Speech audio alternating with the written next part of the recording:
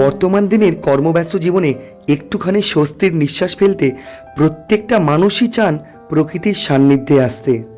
প্রকৃতির সঙ্গে একান্ত আলাপচারিতায় কর্মব্যস্ত জীবনের ক্লান্তি দূর করতে চান সকলে।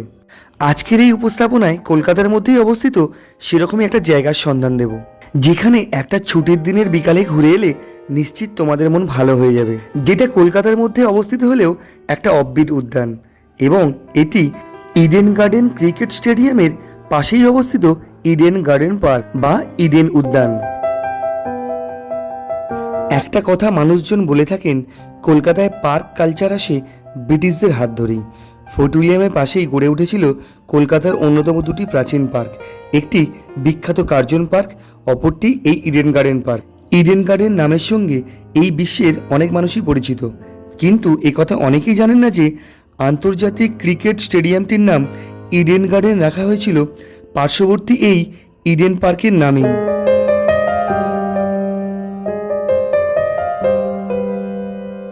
কিছুদিন আগেও এই উদ্যানে প্রবেশ করতে গেলে 20 টাকা প্রবেশ মূল্য দিতে হতো, কিন্তু এখন তা আর লাগে না।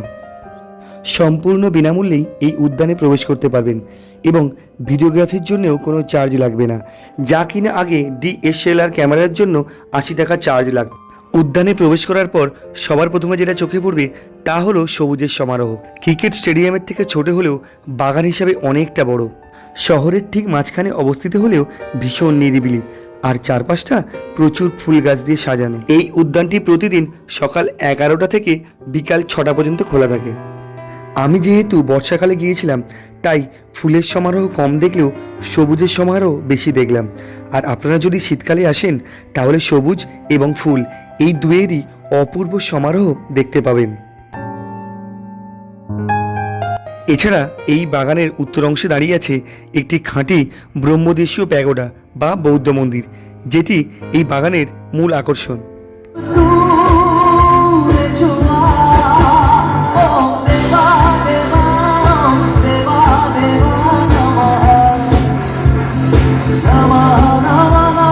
আর আমি যেদিন এই উদ্যানে গিয়েছিলাম সেদিনটি ছিল 14ই জুলাই। পশ্চিমবঙ্গ সরকারের বন দপ্তরের উদ্যোগে সেদিন এই উদ্যানে বন মহোৎসব পালিত হচ্ছিল। সেই উপলক্ষে উদ্যানের ভিতরে একটি সুসজ্জিত প্যান্ডেলও করা হয়েছিল, এবং একটি সঙ্গীতানুষ্ঠানও হচ্ছিল, যেখানে জি বাংলা খ্যাত শিল্পীদেরও আনা হয়েছিল। সেই সম্পর্কেও আপনাদের জানাবো।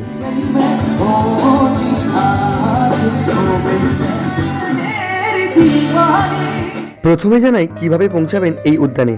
যদি স্প্ল্যানেড মেট্রো স্টেশন থেকে আসেন তাহলে স্টেশনের 5 নম্বর গেট দিয়ে বেরিয়ে রানী রাসমণি অ্যাভিনিউ ধরে আকাশবাণীর দিকে 5 মিনিট হাঁটলেই বাম দিকে ইডেন গার্ডেন দেখতে পাবেন, যেটা আমরা সকলেই চিনি।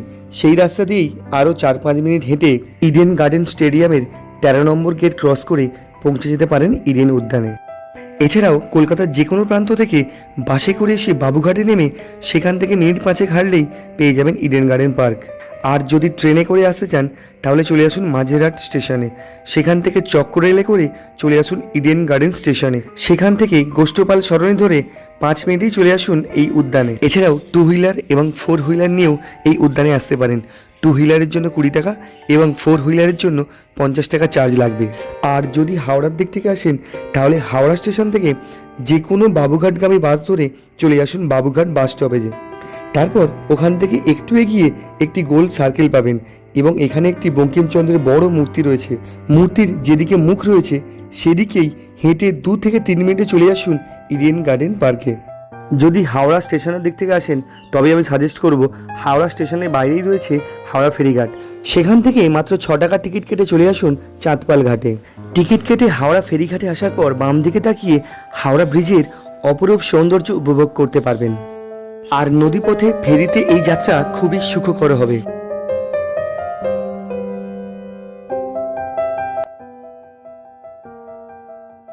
ভরা বর্ষায় নদী আর আকাশ মিলে একটা অপূর্ব সুন্দর পরিবেশ রচনা করেছে।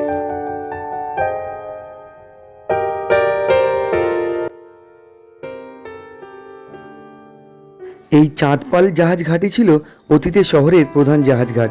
ব্রিটিশ শাসনের সময় রেলপথ চালু হওয়ার আগে অবধি সমস্ত প্রশাসনিক প্রধানরা বা রাজপুরুষরা যখন কলকাতায় আসা যাওয়া করতেন তাদের জাহাজ এই ঘাটেই নোঙর করত।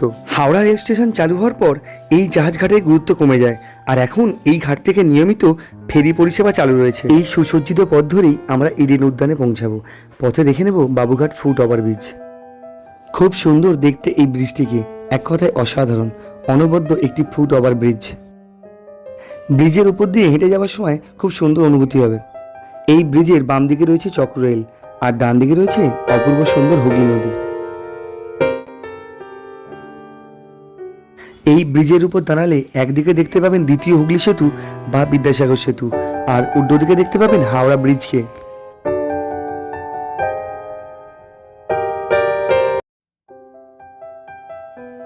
আর ব্রিজের উপর থেকে হুগলি নদীকে অপূর্ব সুন্দর লাগবে। এই পথ দিয়েই আমরা কয়েক মিনিটেই হেঁটে চলে এলাম ইডেন গার্ডেন্স স্টেশনে। স্টেশনের পাশেই নদী তীর বরাবর খুব সুন্দর করে সাজানো। এখান থেকে শুরু করে প্রিন্সেপ ঘাট পর্যন্ত গোটা রাস্তাটাই এরকম বাগান দিয়ে সাজানো। এখান থেকে চলে এলাম বাবুঘাট বাস স্টপেজে। এই বাস স্টপেজ বড় বাজারের খুব কাছেই অবস্থিত এবং এখান থেকে অনেক দূরপাল্লার বাস ছাড়ে। এখান থেকে কয়েক মিনিটেই চলে এলাম গোল সার্কেলের কাছে। এই সার্কেল থেকে 2 মিনিটে হাঁটা পথে রয়েছে ইডেন গার্ডেন পার্ক। এবার এই পার্কের ইতিহাসটা জেনে নিন। 1836 সাল থেকে 1842 সাল পর্যন্ত ভারতের গভর্নর জেনারেল ছিলেন লর্ড অকল্যান্ড। তাঁরই মস্তিষ্কপ্রসূত এই বাগান। নিউজিল্যান্ডের একটা বড় শহর অকল্যান্ডের প্রথম আর্ল ছিলেন জর্জ ইডেন। ভারতে জনপ্রিয় হয়েছিলেন লর্ড অকল্যান্ড নামেই। প্রসঙ্গত জানিয়ে রাখি, আর্ল হলো ব্রিটিশ যুক্তরাজ্যের একটি আভিজাত্যের পদ। 7 বছর গভর্নর জেনারেল হিসাবে থাকাকালীন সময়ে তিনি নিয়মিত কলকাতায় বসবাস করতেন। অকল্যান্ডে কর্মরত অবস্থাতেই তাঁর 2 বোন এমিলি এবং ফ্যানি কলকাতায় ঘুরতে আসেন। তারা কলকাতাকে ভালোবেসে এখানেই থাকতে শুরু করেন। বোনেদের মধ্যে এমিলি ছিলেন লেখিকা এবং শিল্পী। তাঁর ভীষণ উৎসাহ ছিল গাছ এবং বাগানে। বোনেদের কলকাতায় থাকাকালীনই ইডেন গার্ডেন তৈরির উদ্যোগ নেন লর্ড অকল্যান্ড বা জর্জ ইডেন। 1841 সালে বিখ্যাত আর্কিটেক্ট ক্যাপ্টেন ফিট জেরাল্ডের তত্ত্বাবধানে ও নকশায় এই বাগানের কাজ সম্পূর্ণ হয়। শেষ পর্যন্ত অকল্যান্ড সার্কাস গার্ডেন নামক এই বাগান অবশেষে ইডেন বোনেদের স্মৃতিতে নাম নেয় ইডেন গার্ডেন এবং সাধারণ মানুষের প্রবেশ অবাধ করা হয়। বাগানের উত্তর দিকে একটি উপদ্বীপের মাঝে দাঁড়িয়ে আছে একটি প্যাগোডা বা বৌদ্ধ মন্দির। এটাই এই বাগানের মূল আকর্ষণ। এই বাগানে গেলে অবশ্যই একবার দেখবেন বার্মিজ প্যাগোডাটিকে। সত্যিই অদ্ভুত সুন্দর দেখতে এই প্যাগোডাটিকে। এর গঠন দেখলেই বোঝা যায় এটি খাপ খায় না কলকাতার সঙ্গে, অথচ এই বাগান তথা সমগ্র কলকাতার একটি মূল আকর্ষণ এই ব্রহ্মদেশীয় প্যাগোডাটি। এই প্যাগোডাটি এখানে আনার পিছনেও একটি ইতিহাস রয়েছে, সেটা আবার আপনাদের জানাই। 1853 সালে লর্ড ডালহৌসি প্রোম নগরীতে ঘুরতে যান। তখন মায়ানমারের প্রোম শহরটি ব্রিটিশদের দখলে। ডালহৌসির ভীষণভাবে পছন্দ হয় এটি এবং তিনি সিদ্ধান্ত নেন এই প্যাগোডাটিকে কলকাতায় আনার। পরে এই প্যাগোডাটি নিয়ে আসা হয় 1854 সালের 29শে সেপ্টেম্বর। প্রথমে এটি ফোর্ট উইলিয়ামের ভিতরে জায়গা পেলেও পরে এটাকে সরিয়ে আনা হয় এই ইডেন গার্ডেন পার্কে। এটি দেখতে অসাধারণ এবং কাঠের তৈরি। হিন্দু উপকথার মতোই বুদ্ধিস্ট উপকথাতেও অনেক মাইথোলজিক্যাল বা পৌরাণিক প্রাণীর উল্লেখ পাওয়া যায়। যেমন এখানে লক্ষ্য করুন, এই প্যাগোডা বা বুদ্ধ মন্দিরটিকে পাহারা দিয়ে রেখেছে এই প্রাণীগুলো, যাদের মুখ মানুষের মতো হলেও শরীর কিন্তু সাপের মতো। সাউথ ইন্ডিয়ার কিছু মন্দিরেও আমরা এইরকমই দেখতে পাই, যেখানে বাসুকি নাগ মন্দিরটিকে পাহারা দিয়ে রয়েছে। প্রায় 168 বছরের পুরানো এই প্যাগোডাটি ভারতীয় সংস্কৃতির সাথে মিলেমিশে থাকার প্রতিনিধিত্ব করে চলেছে যুগ যুগ ধরে। প্যাগোডাটির 3 দিক জলাশয় দিয়ে ঘেরা। যে জলাশয়টি ঘিরে আছে তাতে রয়েছে শালুক ফুল এবং শাপলার সংসার। এখানে এত সবুজ, তার ফলে পাখিদের আনাগোনা তো থাকবেই। এখানে পাখিদের কিচিরমিচির শুনে একটা গোটা বিকেল কাটিয়ে দেওয়া যায়। আর এখানে বোটিংয়েরও ব্যবস্থা আছে। বর্ষাকাল বলেই হয়তো এখন তা বন্ধ। প্যাগোডাটির পাশেই রয়েছে বাচ্চাদের জন্য একটি পার্ক। এই পার্কে দেখলাম স্লিপ এবং দোলনা রয়েছে, তবে বাচ্চাদের জন্য আরও কিছু অ্যাক্টিভিটি থাকলে হয়তো আরও ভালো হতো।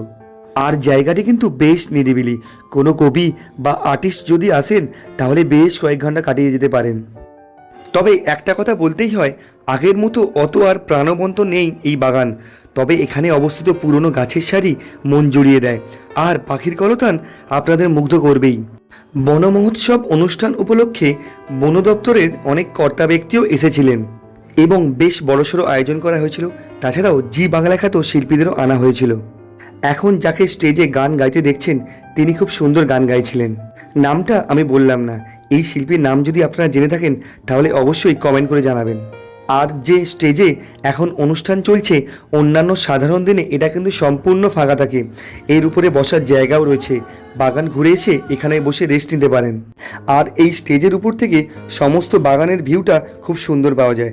দুর্ভাগ্যক্রমে সেটা আমি এখন দেখাতে পারলাম না।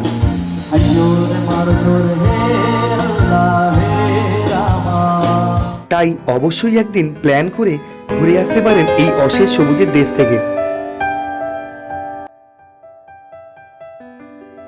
আজ এই পর্যন্তই।